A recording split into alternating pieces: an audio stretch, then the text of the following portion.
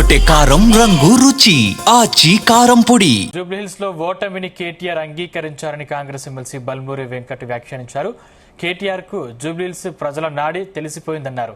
ఉప ఎన్నికల్లో కాంగ్రెస్ అభ్యర్థి 100% ఘన విజయం సాధించబోతుందని అన్నారు. ఇక కేటీఆర్ ఓటమి నేపాన్ని నెట్టివేయడానికి ఓటర్ల జాబితాలో అవకతవకలు జరిగాయని మాట్లాడుతున్నారని బల్మూరి వెంకట్ వ్యాఖ్యలు చేశారు.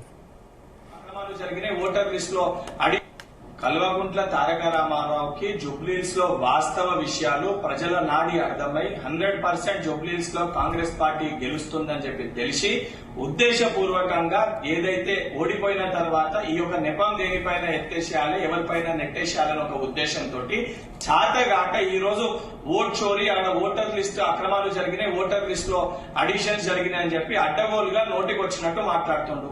ఓటర్ లిస్ట్ లో ఎటువంటి అవకతవకలు జరగలేదు, 100% ట్రాన్స్పరెన్సీ తోటి ఉంది, 2023లో ఉన్న లిస్టే ఉందని చెప్పని ఎలక్షన్ కమిషన్ చాలా క్లియర్ కట్ గా చెబుతున్నప్పటికీ కూడా అయినా ఓటర్ లిస్ట్ లో అవకతవకలు జరిగితే ఎలక్షన్ కమిషన్ కి ఆధారాలు తీసుకెళ్లి కంప్లైంట్ ఇస్తే వాళ్ళు దాన్ని రూపొందిస్తారు. ఓటర్ లిస్ట్ లో ఏదైతే తప్పులు చేయని కానీ ఓటర్ లిస్ట్ రూపొందించేది కూడా కాంగ్రెస్ పార్టీ కాదు, కాంగ్రెస్ ప్రభుత్వం కాదు. మా చేతిలో ఏమున్నదని తెలిసి కూడా 10 ఏళ్లు మంత్రిగా పనిచేసిన నువ్వు సోయి లేకుండా ఉద్దేశపూర్వకంగా కాంగ్రెస్ పార్టీ పైన బురద జల్లే ప్రయత్నం చేస్తున్నావు.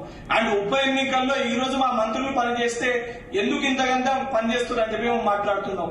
గతంలో బీఆర్ఎస్ పార్టీ అధికారంలో ఉన్నప్పుడు ఉప ఎన్నికల సమయంలో కొత్త కొత్త పథకాలు తీసుకొచ్చి ప్రజల్ని మోసం చేసి అడ్డగోలుగా అధికారాన్ని దుర్వినియోగం చేసుకుంటేనే ఈ రోజు ప్రజలందరూ పంచుకొడితే మీ పార్టీ వై గజ్వెల్ ఫార్మ్ హౌస్ లో పండుకుంది. ఇప్పుడు కూడా సిగ్గుశరం లేకుండా నోటికి వచ్చినట్టు ఏది పడితే అది మాట్లాడుతున్నాం. కల్వకుంట్ల తారక రామారావు తెరకొట్టే కారం రంగు రుచి ఆచి కారం పొడి.